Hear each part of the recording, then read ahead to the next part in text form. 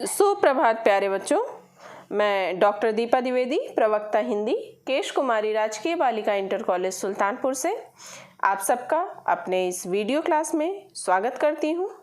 बच्चों, पूर्व के वीडियो में हम लोगों ने मैथिली शरण गुप्त जी द्वारा रचित कैकेयी का अनुताप शीर्षक कविता से कुछ छंदों का अध्ययन किए हैं। आज के इस वीडियो में उसके आगे के छंद का अध्ययन करेंगे।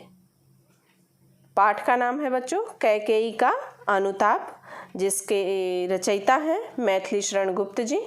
संदर्भ मैंने आपको पूर्व के वीडियो में भी बताया है, एक बार फिर से उसकी पुनरावृत्ति कर देती हूँ।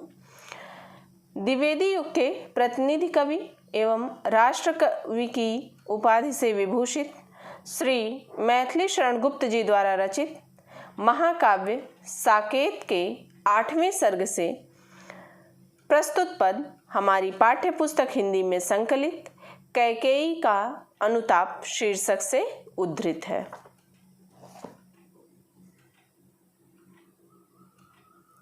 पद है बच्चों, हा लाल उसे भी आज गमाया मैंने, विकराल को यश ही यहाँ कमाया मैंने, निज स्वार्थ उसी पर वार दिया था मैंने, हर तुम तक से अधिकार लिया था मैंने, पर वही आज यह दीन हुआ रोता है, शंकित तब से धृत हरिण तुल्य सा होता है, श्रीखंड आज अंगार चंड है मेरा, तो इससे बढ़कर कौन दंड है मेरा।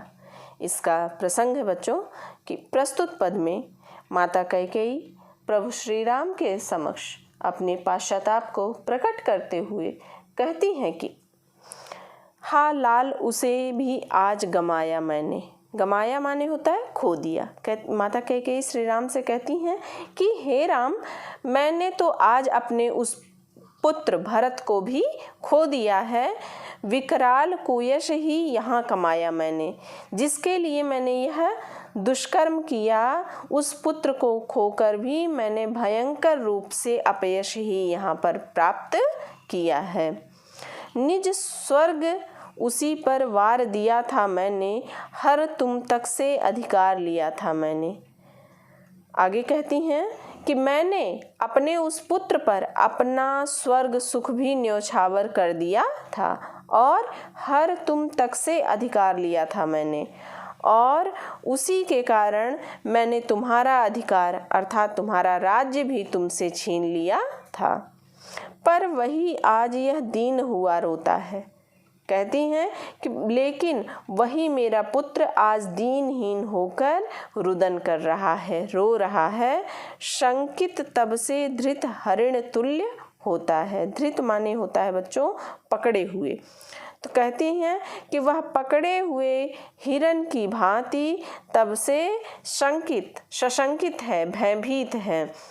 श्रीखंड आज अंगार चंड है मेरा। कहती हैं श्रीखंड अर्थात चंदन। कहती हैं चंदन के समान शीतल स्वभाव वाला मेरा पुत्र भरत आज जलते हुए अंगारे के समान प्रचंड हो रहा है, तो इससे बढ़कर कौन दंड है मेरा। कहती हैं कि हे प्रभु, हे राम, इससे बढ़कर दंड मुझ अभागी माँ के लिए और क्या हो सकता है कि मेरा पुत्र ही मुझसे कुपित है, अतः मुझे और बड़ा दंड ना दो। काव्यगत सौंदर्य है बच्चों।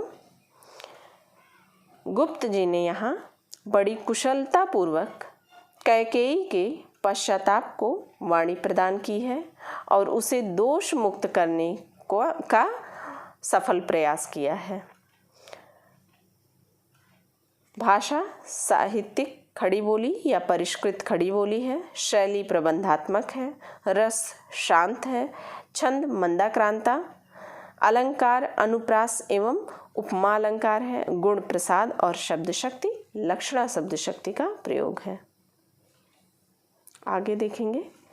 पटके मैंने पदपाणि मोह के नद में, जन क्या क्या करते नहीं स्वप्न में मद में। अब आगे माता कैकेयी प्रभु श्री राम के सम्मुख प्रसंग है बच्चों इसका कि प्रस्तुत पंक्ति में प्रभु राम के सम्मुख माता कैकेयी अपने पश्चाताप को प्रकट करते हुए कहती हैं कि पटके मैंने पदपाणि मोह के मद में। कहती हैं मैंने अपने पद पाणी अर्थात पैर हाथ कहाँ पे पटके, मोह रूपी नद में अर्थात नदी में फेंके और पटके। कैकेयी कहती हैं कि मैंने अपने हाथ और पैर मोह रूपी नदी में फेंके और पटके। जन क्या क्या करते नहीं स्वप्न में मद में। कहती हैं कि यह कार्य ऐसा ही था जैसे कोई व्यक्ति, जन व्यक्ति लोग पागलपन में या स्वप्न में व्यवहार करते हैं। हा दंड कौन क्या उसे डरूंगी अब भी, मेरा विचार कुछ दयापूर्ण हो तब भी। कहती हैं कि अपने अपराध को देखकर मैं किसी भी दंड से भयभीत नहीं हूँ, क्योंकि मेरे अपराध की तुलना में कोई भी दंड अधिक नहीं है। लेकिन बस मेरा विचार कुछ दयापूर्ण हो तब भी। कहती हैं मेरा एक निवेदन है कि मेरे इस संदर्भ में इतना अवश्य किया जाए कि मेरी भावना को गलत न समझा जाए। आगे कहती हैं हा दया हंत वह घृणा अहा वह करुणा, वैतरणी सी है आज जाह्नवी वरुणा। कहती हैं अपनी व्यथा को प्रकट करते हुए माता कैकेयी कहती हैं कि मेरे दोष की स्थिति, कहती हैं कि मेरे दोष की इस स्थिति में हा दया हंत वह घृणा अहा वह करुणा, दया घृणा और करुणा आदि सभी भाव व्यर्थ प्रतीत हो रहे हैं। वह तरणी सी है आज जाह्नवी वरुणा, और कहती हैं आज जाह्नवी अर्थात गंगा और वरुणा भी मेरे लिए नरक की वैतरणी के समान सिद्ध हो रही हैं। गंगा और वरुणा पवित्र नदियों के रूप में जानी जाती हैं। तो अपने ऊपर दोष को सिद्ध करते हुए, अपने ऊपर की गलतियों को सिद्ध करते हुए कहती हैं कि आज गंगा और वरुणा भी मेरे लिए नरक की वैतरणी के समान सिद्ध हो रही हैं। सह सकती हूँ चिर नरक सुने सुविचारी, पर मुझे स्वर्ग की दया दंड से भारी।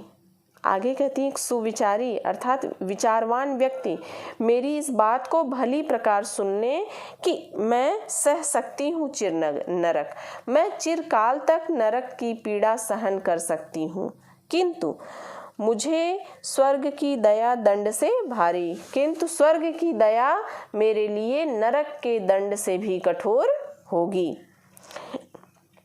लेकर अपना यह कुलिस कठोर कलेजा मैंने इसके ही लिए तुम्हें वन भेजा। कुलिस माने होता है वज्र। कहती है हे राम, मैंने अपने हृदय को वज्र से भी अधिक कठोर बनाकर तुम्हें वन भेजा था। घर चलो इसी के लिए न रूठो अबियों, कुछ और कहूँ तो उसे सुनेंगे सब क्यों। कहती हैं कि अब मेरे उस हृदय की भावनाओं का विचार करते हुए हे राम तुम अपने घर चलो, अब और अधिक न रूठो, कुछ और कहूँ तो उसे सुनेंगे सब क्यों। कहती हैं कि इसके अतिरिक्त यदि मैं और कुछ बात कहूँगी तो कोई भी उस पर विश्वास नहीं करेगा। मुझको यह प्यारा और इसे तुम प्यारे, मेरे दुगने प्रिय रहो न मुझसे न्यारे। कैकेयी आगे कहती हैं कि हे राम, मुझको यह प्यारा, मुझे यह भरत प्रिय है और इसे तुम प्यारे और भरत को तुम प्रिय हो। इस प्रकार मेरे दुगने प्रिय रहो न मुझसे न्यारे। इस प्रकार तुम मेरे लिए दुगने प्रिय हो, इसलिए तुम कभी भी किसी भी प्रकार से मुझसे न्यारे अर्थात अलग रहने का विचार न करो। मैं इसे न जानूं किंतु जानते हो तुम, अपने से पहले इसे मानते हो तुम। कहती हैं मैं इस भरत के गुणों के विषय में जानूं या ना जानूं, किंतु हे राम तुम इससे भली भांति परिचित हो। अपने से पहले इसे मानते हो तुम इसे अपने से भी अधिक प्यार करते हो। तुम भ्राताओं का प्रेम परस्पर जैसा, यदि वह सब पर यूं प्रकट हुआ है वैसा। कहते हैं तुम दोनों भाइयों के बीच में जिस प्रकार का प्रेम संबंध सभी के समक्ष प्रकट हुआ है, उससे तो पाप दोष भी पुण्य तोष है मेरा, मैं रहूं पंकिला पद्म कोश है मेरा। तो कहती हैं कि उससे मेरे पाप का दोष भी पुण्य के संतोष में बदल गया है। कहते हैं तुम दोनों भाइयों के बीच में जिस प्रकार का प्रेम संबंध सभी के समक्ष प्रकट हुआ है, उससे मेरे पाप का दोष भी पुण्य के संतोष में बदल गया है, और मैं रहूं पंकिला पद्म कोश है मेरा। पंकिला माने होता है कीचड़ में की सनी हुई, और पद्म कोश का अर्थ होता है कमल कोश। और कहती हैं कि मुझे इस बात का संतोष है कि मैं स्वयं कीचड़ के समान हूँ, किंतु मेरी कोख से कमल के समान निर्मल भरत जैसा पुत्र पैदा हुआ है। काव्यगत सौंदर्य बच्चों, कवि ने कैकेयी के अनुताप को बड़ी विनम्रता के साथ अभिव्यक्त किया है। कैकेयी के वात्सल्य भाव की सहज अभिव्यक्ति इन पंक्तियों में हुई है। भाषा परिष्कृत खड़ी बोली, शैली प्रबंधात्मक है, रस करुण, छंद मंदाक्रांता, अलंकार अनुप्रास एवं उपमा, गुण प्रसाद और शब्द शक्ति लक्षणा। ये अंतिम छंद है बच्चों। आगत ज्ञानी जन उच्च भाल ले लेकर, समझावे तुमको अतुल युक्तियाँ देकर, मेरे तो एक अधीर हृदय है बेटा, उसने फिर तुमको आज भुजा भर भेटा। इसका प्रसंग है बच्चों कि प्रस्तुत पंक्तियों में प्रभु राम के सम्मुख माता कैकेयी अपने पश्चाताप को प्रकट करते हुए कहती हैं कि आगत ज्ञानी जन उच्च भाल ले लेकर, आगत आने वाले, हे राम आगे आने वाले ज्ञानी जन बुद्धिमान लोग तुम्हारे और भरत के अतुल प्रेम के संदर्भ में अकाट्य प्रमाण देकर तुम्हारी और भरत की श्रेष्ठता को सिद्ध करेंगे। समझावें तुमको अतुल युक्तियाँ देकर, या भरत को निर्दोष और मुझे अपराधिनी सिद्ध करके अपनी विद्वत्ता के गर्व से स्वयं का मस्तक ऊंचा करें। मेरे तो एक अधीर हृदय है बेटा, उसने फिर तुमको आज भुजा भर भेटा। कहती हैं कि मेरे तो एक अधीर हृदय है बेटा, हे पुत्र, हे बेटा, मेरे भीतर भी माँ का वही अधीर हृदय है जो किसी प्रकार का तर्क नहीं चाहता। वह तो मात्र इतना चाहता है कि उसके पुत्र परस्पर प्रेम के साथ उसकी आंखों के सामने रहें, और वही अधीर हृदय अब तुम्हें अपनी बाहों में भरकर घर लौट चलने का आग्रह कर रहा है। यहाँ माता कैकेयी के कहने का तात्पर्य है कि मेरे हृदय को यह नहीं पता कि अपराध किसका था, या मैं दोषी हूँ अथवा नहीं।